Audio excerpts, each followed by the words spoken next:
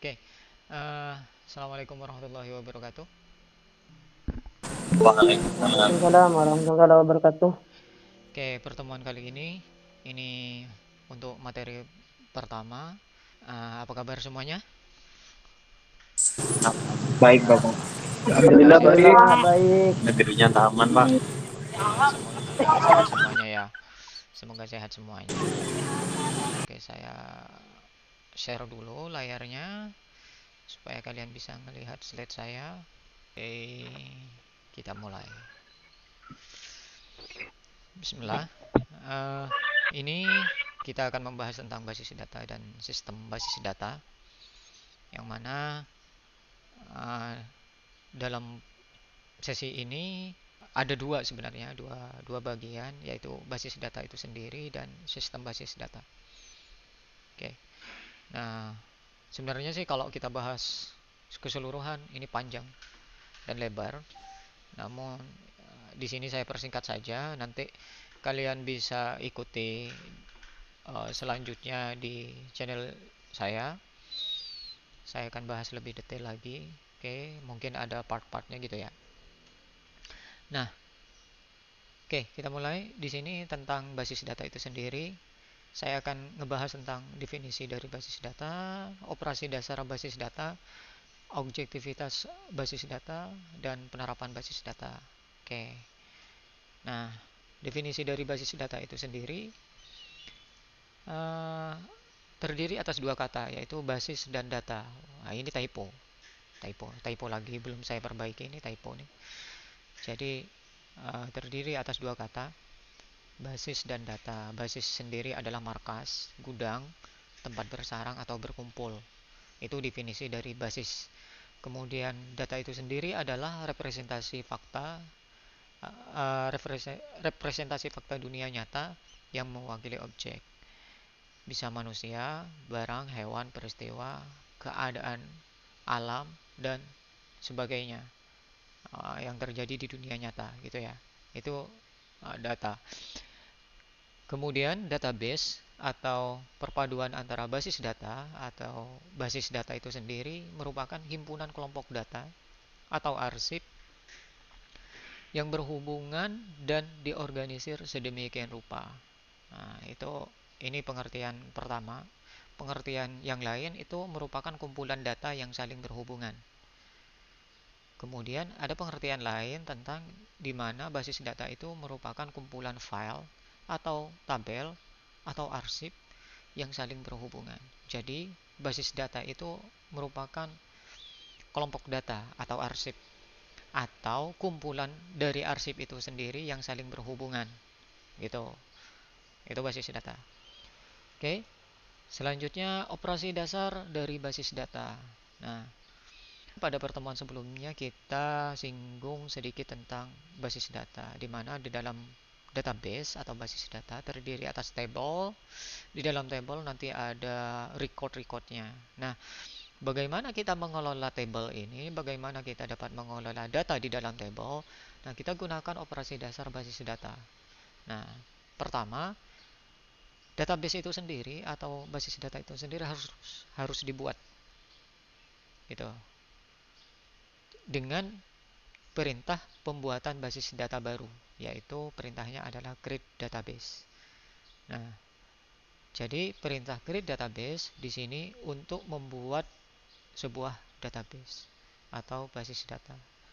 Kemudian basis data ini karena dia bisa dibuat juga dapat dihapus dengan perintah drop database. Begitu. Oke. Selanjutnya, karena untuk dapat menampung data dalam basis data dia perlu sekumpulan arsip atau tabel, maka tabel ini harus dibuat juga. Cara pembuatannya atau pembuatan tabel baru ke database itu dengan perintah create table gitu. Ini perintah SQL gitu ya. Nah, seperti halnya database, tabel juga dapat dihapus dengan perintah drop table. Jadi penghapusan tabel dari basis data itu kita bisa gunakan drop table. Selanjutnya, agar table-table ini atau tabel-tabel ini bisa kita simpan data atau kita ingin menyimpan data ke dalam table, maka kita gunakan perintah penambahan atau pengisian data ke dalam table. Perintahnya adalah insert gitu. Jadi perintah insert ini adalah perintah untuk menambah atau mengisi data ke dalam tabel. Selanjutnya, setelah data dimasukkan ke dalam tabel, maka kita bisa ambil itu data, bisa kita manipulasi, bisa kita ganti, bisa kita tambah, bisa kita ubah. Nah, pertama, pengambilan data dari tabel itu perintahnya adalah query atau disebut sebagai query. Namun perintahnya bukan dengan bahasa query ini. Jadi pengambilan data itu disebut sebagai query. Perintahnya mungkin pakai perintah select gitu ya. Untuk SQL. Namun beberapa perintah tidak menggunakan select. Oke. Seperti NoSQL nantinya. Itu beda lagi. Beda pembahasan, nanti kita bahas lebih lanjut. Kemudian pengubahan data dari sebuah tabel itu dapat kita gunakan perintah update. Nah, perintah update ini adalah perintah untuk manipulasi data gitu, yaitu untuk mengubah data yang sudah ada atau data existing. Kemudian seperti halnya database dan table, isi table ini juga dapat dihapus dengan perintah delete gitu. Kalau database dan table kita gunakan perintah drop, maka untuk isinya itu kita gunakan perintah delete gitu ya. Jadi kita gunakan perintah delete untuk penghapusan data di dalam table atau penghapusan record. Oke, lanjut. Ini objektivitas dari basis data atau tujuan dari basis data itu sendiri ada beberapa. Nah, sebenarnya berawal dari sebuah permasalahan di mana data atau basis data ini dibuat. Nah, sebelumnya mungkin permasalahan tentang data itu ada pada kecepatan dan kemudahannya. Bagaimana caranya supaya data ini dapat diakses secara cepat dan mudah gitu. Bagaimana cara data itu dapat diakses atau dimanipulasi secara efisien gitu ya, dan dapat menggunakan ruang yang efisien pula. Nah, kemudian terkait dengan keakuratan, ketersediaan data, kelengkapan data, keamanan, dan kebersamaan pemakaian. Itu mungkin masalah-masalah sebelumnya yang kemudian adanya basis data ini atau tujuan adanya basis data ini untuk menangani masalah tersebut. Jadi dia ini datang untuk akses kecepatan data dan kemudahan akses gitu ya. Untuk masalah efisiensi penyimpanan ruang gitu, supaya tidak membutuhkan ruang yang sangat banyak. Kemudian untuk akurasi data, keakuratan data. Kemudian ketersediaan. Nah, jadi ketersediaan ini maksudnya jadi data mungkin bisa tersedia dengan mudah gitu. Kemudian kelengkapan. Jadi masalah kelengkapan ini ada kemungkinan seseorang memiliki kebutuhan penyimpanan data yang berbeda-beda, sehingga dengan basis data itu dapat diatasi. Itu ada kemungkinan data mahasiswa di salah satu tempat itu cuma sampai nama, alamat, nomor telepon, email. Ada yang sampai data keseluruhan keluarga disimpan. Nah, seperti itu. Kemudian selanjutnya adalah keamanan, security. Nah, di sini basis data datang dengan sistem keamanan yang include di dalamnya, yang sudah ada di dalam. Oke. Jadi masalah keamanan ini juga ditangani dalam basis data. Kemudian kebersamaan pemakaian. Jadi masalah shareability di sini ini juga ditangani oleh basis data. Tujuannya apa? Tujuannya adalah supaya satu data dapat digunakan oleh banyak orang gitu di berbagai tempat gitu. Ini masalahnya. Tujuan dari penanganan masalah yang sebelumnya gitu.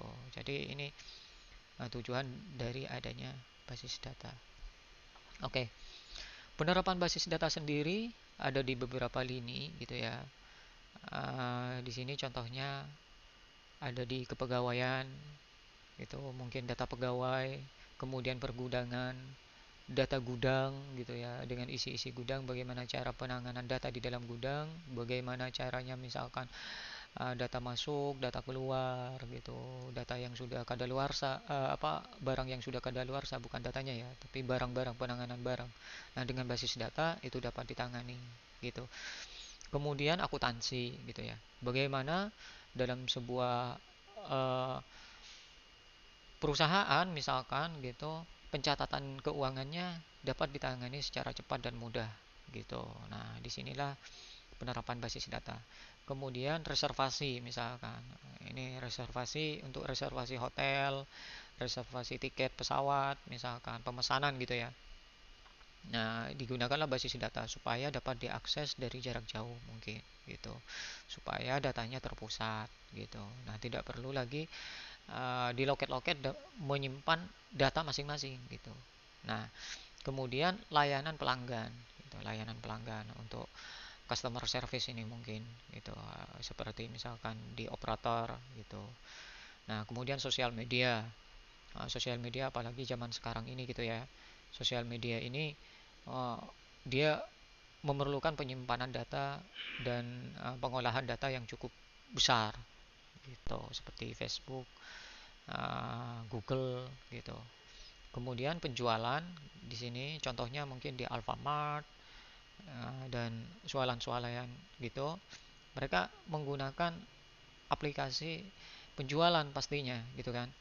Nah, di mana aplikasi itu kalau mereka merupakan semacam modelnya merchant-merchant gitu, maka mereka perlu sebuah database yang terpusat gitu supaya tidak merepotkan dalam pengolahan data mereka gitu. Bagaimana adanya data barang, kemudian pengkodaan barang gitu, barang masuk dan barang keluar ke dalam sebuah toko misalkan.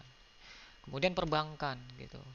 Nah, perbankan juga ada cabang-cabangnya misalkan gitu kan. Ini pengolahan data cukup ini sangat besar di sana gitu.